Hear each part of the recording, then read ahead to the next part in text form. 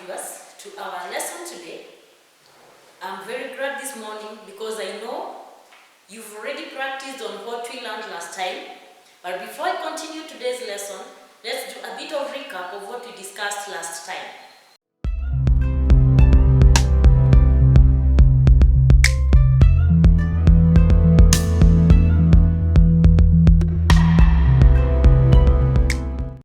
Last time we discussed and said that sign language is a language that is used by deaf community here in Kenya. And remember we say in each and every country they have got their own signs. So we said deaf people here in Kenya, they use sign language. And that sign language, they use their hands. Remember we say it's a visual, gestural language that includes concepts and ideas. Now, for you or for that sign to take place, there is something that needs to accompany that sign. And today, we are going to learn about the compositions of sign. Because there is no way you can fingerspell without having those compositions of sign to know what you're supposed to do and what you're not supposed to do. Now, we have what we call composition of a sign. This composition of a sign, it includes several of them. Number one, we have what we call pre-manual skills. Pre-manual skills. Even we ask ourselves, what is pre-manual skills? Pre-manual skills, it's in order for children who are deaf to acquire the signing skills. There are certain pre-manual skills or prerequisites that they need to have. We have what we call pre-manual skills. They include visual memory. The next one they have the left to right movement and vice versa. So we still have the bottom and up top bottom movement. We still have got another one that we call manual skills. That is pre-manual. Then we have what we call manual skill. In order for you to sign well, you have to acquire those skills for you to sign well. These skills are not manual skills. Why? Because you have to acquire them to be able to read what that person is saying, and that person can be able to read what you are saying. And these manual skills, they are two. And one of them, it is called receptive, whereby you are receiving. Receptive manual skills and expressive. When you talk of receptive, like now what I am doing, I am trying to express myself to you. Are you able to get? Now in sign language, because it is in sign language now, there is a way that that person will express himself towards you, and you'll be able to get what he's saying. When he is expressing, you are receiving. So we have two: receptive, and expressive. Then we still have another one that we call non-manual features. When we talk of these non-manual features, remember we have said sign language is a visual, gestural language. For a deaf person to understand clearly what you are saying, you must show with your body. You must include the whole of your body must sign. We have what we call facial expression. For instance, if I ask you, are you happy? And my face, it's showing something different. I'm coming to you, happy you, but I'm not showing that expression in my face. Then I'm not communicating. If you are crying, or you are sick, I come to you, ask you, are you sick? My facial expression is not expressing my words towards you. Then I'm not communicating. You have to include your facial expression when you are signing. Number two, you have to make the eyebrows. These eyebrows movement, they must move. If I ask you, you meet, where I have to make my eyebrows to move. Because I am asking a question, because I cannot voice for this person to hear. Remember, I am communicating using my body. Then we have the head movement. If I am in agreement with you, I want to ask you, are you going to come today? If my answer is yes, I cannot just sign this.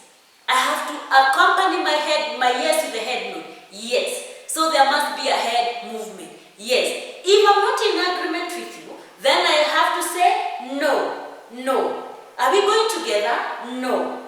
Are you coming with me? Yes. I must accompany my head nod with my answer. Then we have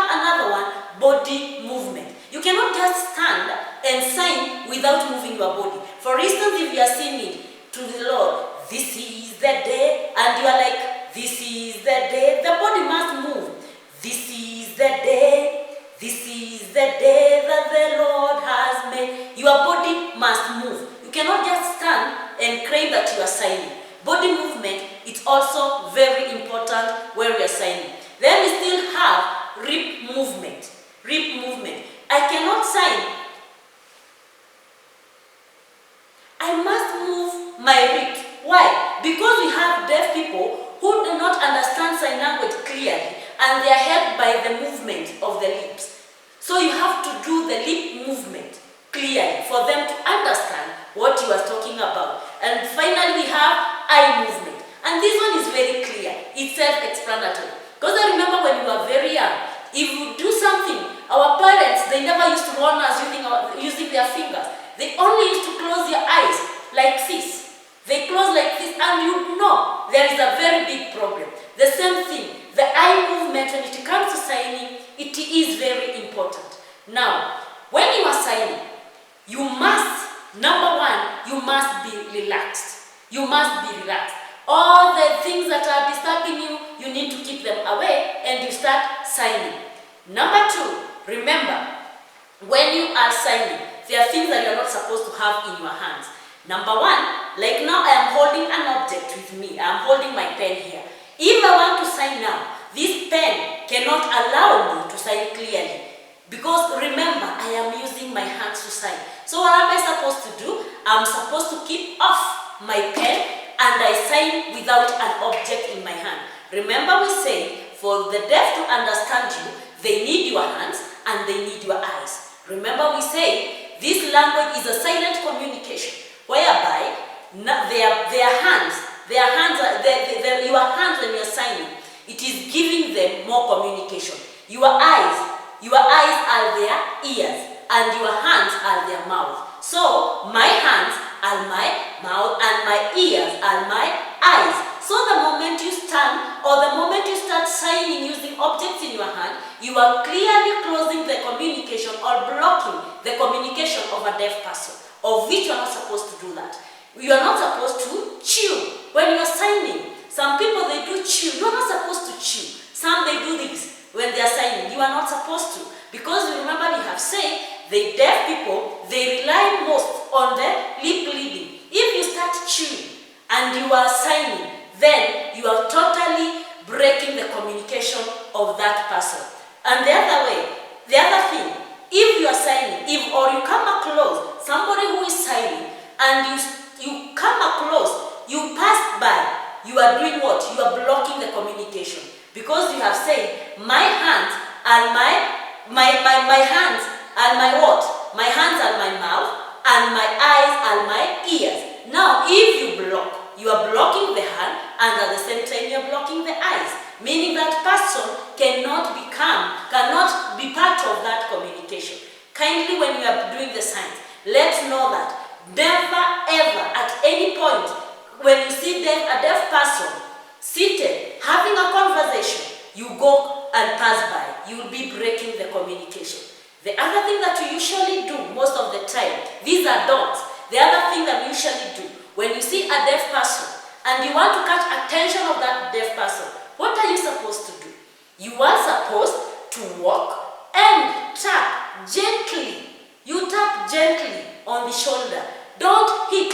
You just tap gently, and that person will stand and you'll be able to converse. Never at any point think of taking a stone and throw towards that person. That is very wrong. If you're in a room like this and you find them seated, you are not supposed to go raising your hands like this. No, you are only supposed to go, if there are some lights there, put on the light and you'll be able to catch the attention of that person. The other thing that you are not supposed to do, if you get a deaf person, never try to sign to that person. If you would rather write, but don't try to voice something that you are not understanding. Because some people think when you talk to that person, he will read or she will read your lips and he'll understand. This is one thing. The deaf, they have that language. Sign language is their mother language. and they don't understand that mother language, Kikuyu, Luya, Luo, they don't understand. Their language is Kenyan Sign Language. Viewers, I hope you are getting something through what we are discussing today. We are also trying to do this to create more awareness, because this is a silent world where if we are not able to come in through for our brothers and sisters, we will not be able to interact with them. We need to learn the sign language so that even the communication in our society, in our churches, everywhere, even in our homes, our deaf brothers and sisters will not feel discriminated. They'll feel they are part and parcel of our life, everyday's life. Dear viewers, I'm very grateful because I know you are practicing and you are really listening to our lessons, and you are going to adhere and to practice on what we are saying. I have enjoyed teaching you this morning, and I believe that you are going to enjoy more and more lessons as you proceed. If you have not subscribed to our channel, kindly do so. Do us an SMS, share and like our page, and we are going to be grateful. Bye bye. Until next time, let's meet same place, same time, and same with the same people. Bye.